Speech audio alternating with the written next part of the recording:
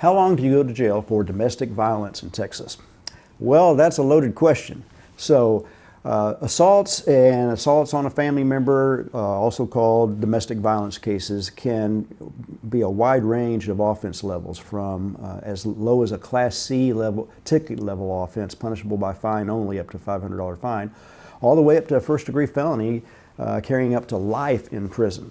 Now, typically, assault cases in Texas and domestic violence cases, in other words, assault just involving bodily injury, not serious bodily injury, is a Class A misdemeanor, carrying up to a year in jail as a possible punishment. Probation is also a possibility.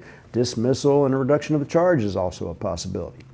Now, if serious bodily injury is involved or a deadly weapon is involved, then assault cases, even without involving a family member, can be a second-degree felony, carrying up to 20 years in prison.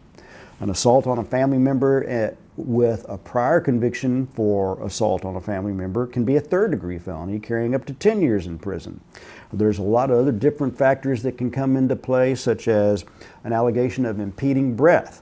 That's a third-degree felony. But an allegation of impeding breath on a family member in certain circumstances, or with a prior conviction for assault on a family member, may be a second-degree felony.